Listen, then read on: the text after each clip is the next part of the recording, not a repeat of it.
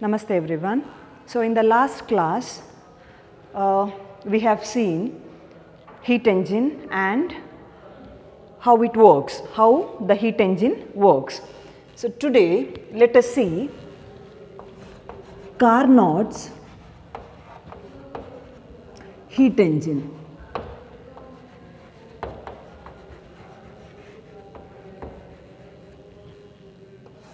Carnot's heat engine.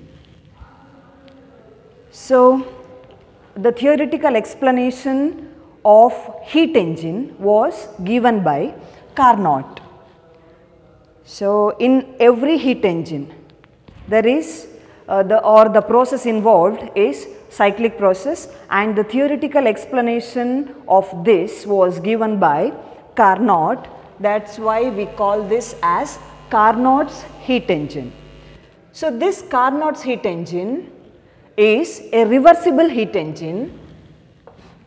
So it is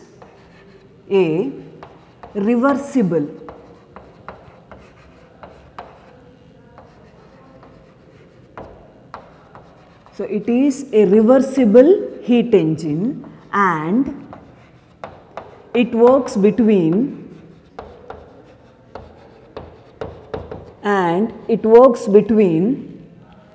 two temperatures.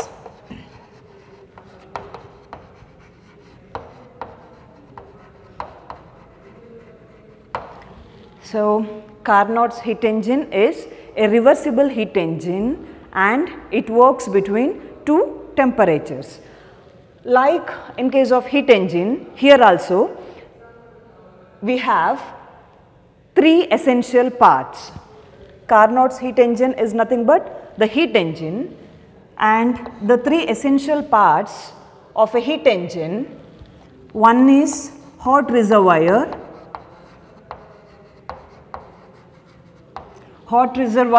or the source.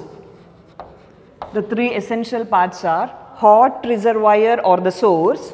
Second one is the working substance.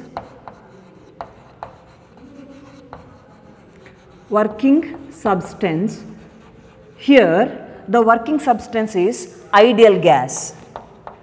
In Carnot's heat engine, working substance is ideal gas. And the third part is cold reservoir. Cold reservoir is also called as sink. Source, it is a device from where the gas absorbs heat. Sink, it is also a device where the system rejects heat. So Q1 is the amount of heat energy absorbed by the source and from the source, and Q2 is the amount of heat energy rejected to the sink. So these are the essential parts of heat engine. Now let us see how it works. It involves three processes, that is isothermal expansion, adiabatic expansion, again isothermal compression and adiabatic compression. So here we have the source.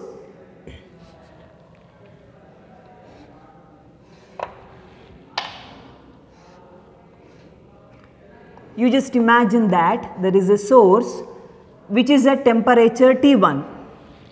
Always the source is at some higher temperature and the temperature is T1, and then we have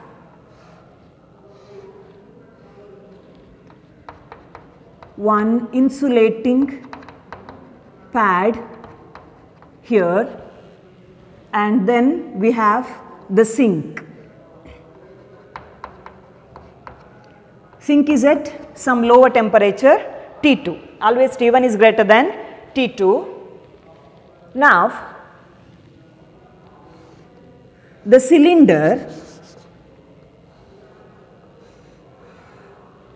cylinder and it contains a piston, movable piston.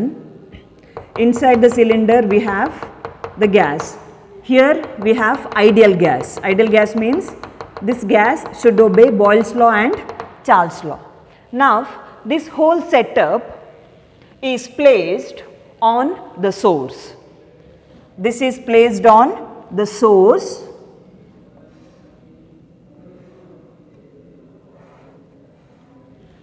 Here we have ideal gas and here we have isothermal wall. So this is purely conducting wall. There is one isothermal or conducting wall between source and the system. What happens when the system is placed on the source? Since it is isothermal, the gas or the ideal gas can absorb heat from the source, or the system absorbs heat energy from the source. Source is at some higher temperature T1. When the system absorbs heat energy from the source, what happens? The gas molecules move randomly and they apply force on the piston. As a result, piston moves up. So there is expansion. There is expansion. Expansion means volume increases, pressure decreases. So volume increases. In every expansion there is increase in volume and decrease in pressure. Now the system is allowed to expand isothermally. What do you mean by isothermal expansion? Isothermal expansion means the expansion where the temperature of the system must be constant. Here we are keeping the temperature of the system constant. Temperature should be constant. If on expansion, if there is decrease in pressure, temperature, in normal case temperature also decreases. But here we are expanding the system isothermally. Isothermal expansion means temperature should be constant. So temperature T is constant. That means the initial temperature is T1, final temperature is also T1. So from here to here the system is allowed to expand isothermally. So from here to here there is increase in volume, decrease in pressure, but the temperature remains constant from here to here because the expansion is isothermal expansion.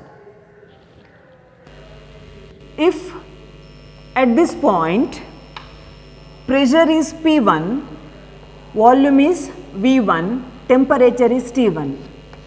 After isothermal expansion, that is at this point or after reaching this point, final point, the pressure changes from P1 to P2, that means pressure decreases, volume changes, that is volume increases from V1 to V2, but the temperature remains the same. T1, here also T1. So this is in case of isothermal expansion. Now the whole system is placed on this isolating pad. The whole system. Here we have isolating pad and this system is placed on this isolating pad. Isolating pad means it is completely isolated. It is completely isolated. So the system is not supposed to absorb any heat energy from the outside, So here what happens again, the system is allowed to expand adiabatically.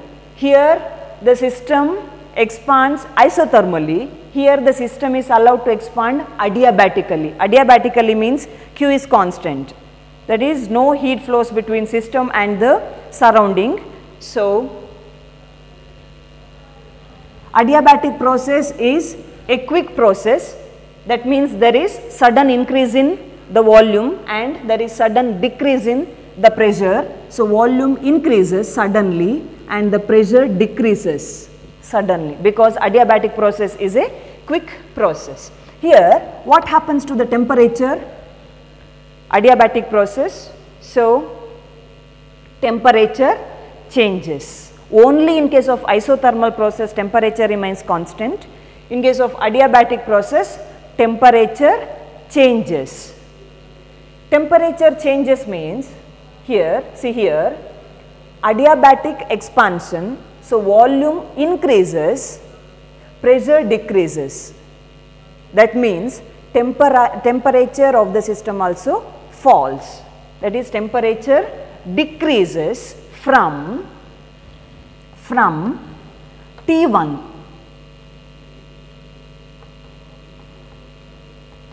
to T2, because there is adiabatic expansion. During expansion temperature falls, so temperature falls from T1 to T2.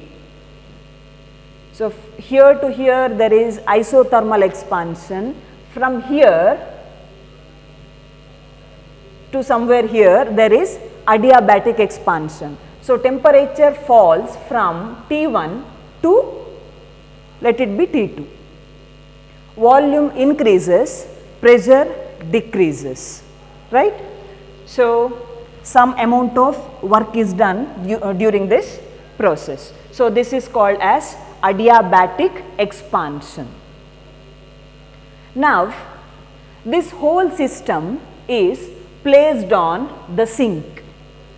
Here there is one sink, so the system is placed on the sink. Here we have the piston. When it is placed on the sink, here we have one conducting wall between system and the sink. So,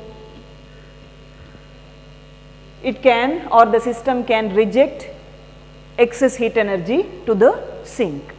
After placing here, whole system is placed on the sink. Now the piston is pushed in this direction, that is the system is compressed. Here the system expands, here also it expands. So, during expansion work is done by the gas. So, here work is done by the gas, here also work is done by the gas. But here there is compression, we are doing the work on the system, or surrounding is doing the work, or engine is doing the work. So, work is done on the system. Work is done on the system means there is compression. So, compression, that means volume decreases, pressure increases. Volume decreases, pressure increases. So, compression, we are doing isothermal compression. So, we are doing isothermal compression, that means temperature should be constant, only pressure and volume are the variables. So, volume decreases, pressure increases, but the temperature always remains constant. So, this is isothermal compression. So, the process involved is isothermal compression.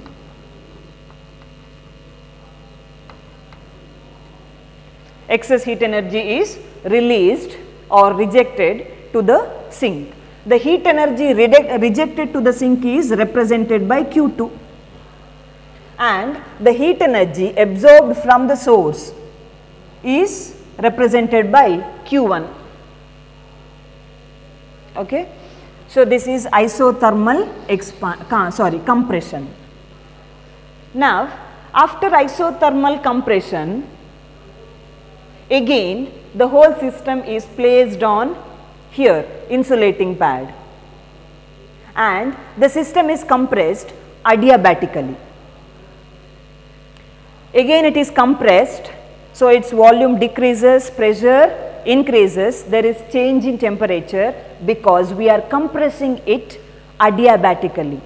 So the system is allowed to adiabatic compression. Adiabatic compression means there is change in pressure, change in volume, along with pressure and volume there is change in temperature also. So adiabatic compression. So here we have done isothermal compression, and then the system is placed on insulating pad. Here it is, here the system is expanded. At first what we have done, the system is placed on the source. So the system absorbs heat energy from the source, so it expands. It is called isothermal expansion. Isothermal expansion means temperature is constant, so temperature is T1. From here to here it expands, volume increases, pressure decreases, temperature remains constant, work is done by the gas. So work done is positive. And then after that the whole system is placed on insulating pad. Here there is no exchange of heat between the two, so Q is constant. Now the system is allowed to expand adiabatically, so there is adiabatic expansion. During adiabatic expansion again there is increase in volume, decrease in pressure, but here temperature is not constant because the process involved is adiabatic process. Temperature decreases or temperature falls from T1 to T2, and then the system is placed on the sink, and here it is compressed isothermally. Isothermal compression. Isothermal compression means work is done on the gas, excess heat energy is rejected to the sink, and the heat energy which is rejected to the sink is represented by Q2. Here during compression there is decrease in volume, increase in pressure. Since it is isothermal compression, the temperature remains constant, work is done on the gas, so work done is negative. And then the system is again placed on the insulating pad. Here what happens? Here we are compressing the system adiabatically, again adiabatic compression. So there is no exchange of heat between system and the surrounding. We are compressing, that means work is done on the gas, volume decreases, pressure increases, temperature again changes. So these are the 4 steps involved in case of Carnot's heat engine. So at first the system is allowed to expand isothermally, temperature is constant, work is done by the gas, and then it is allowed to expand adiabatically. Here temperature is not constant, again work is done by the gas because there is expansion, and then it is compressed isothermally, again temperature is constant, isothermal, so temperature is constant, and then it is compressed adiabatically. Here temperature is not constant. Compression means work is done on the gas, so work done is negative during compression, work done is positive during expansion. So these are the 4 processes. Now let us write the 4 processes one by one.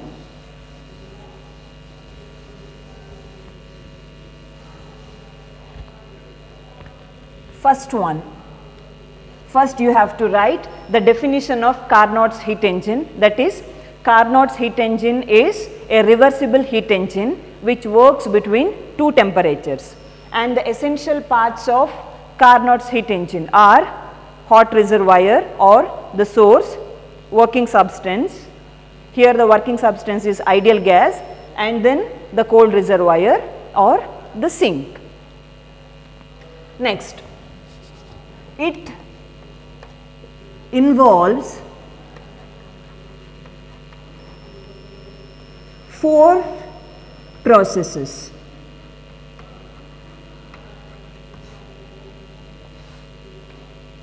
First one is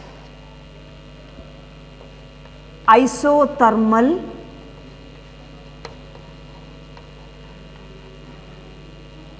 expansion.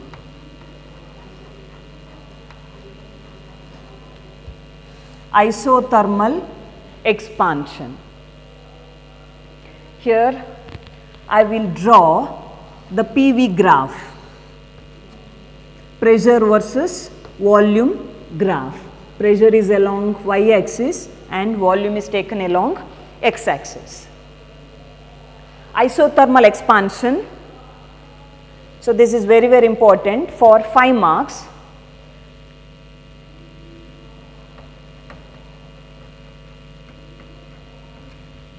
Isothermal expansion. So, isothermal expansion means here the system is allowed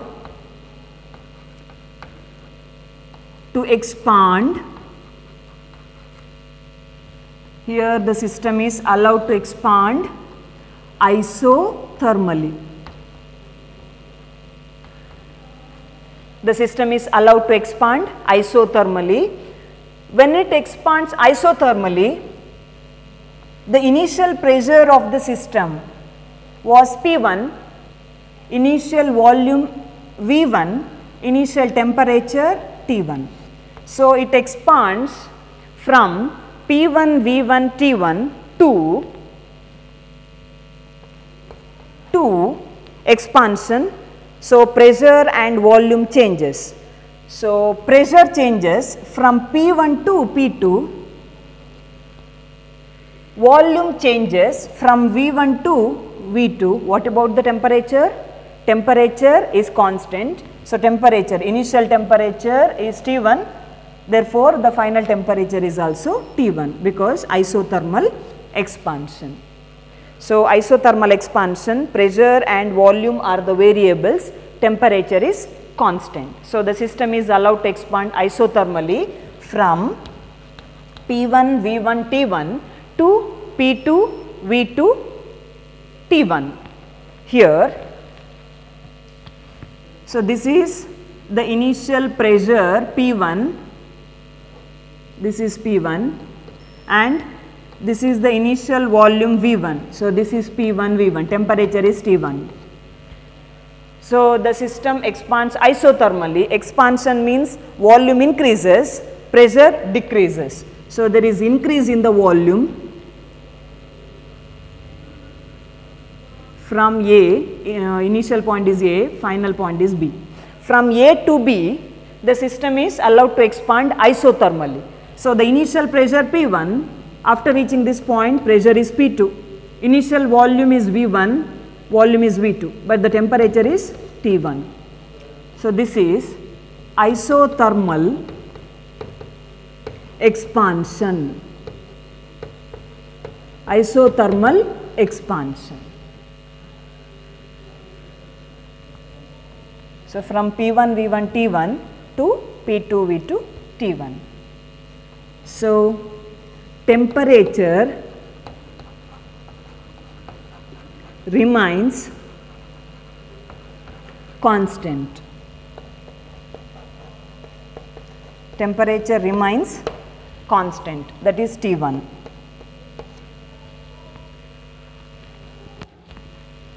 So, area under the curve also gives work done. If you want to calculate how much work is done during isothermal expansion, you can calculate the area. If you calculate the area under the graph, then you can get the work done during isothermal expansion. So, area under PV graph always gives work done. Next one is, okay, what is the work done? What is the expression for work done during isothermal process? work done during isothermal process is W1. So, I will name it W1, work done during isothermal expansion. And also we know that the expression for work done during isothermal process is W is equal to mu RT ln V2 by V1. So, W is equal to mu RT ln V2 divided by V1. Isothermal expansion.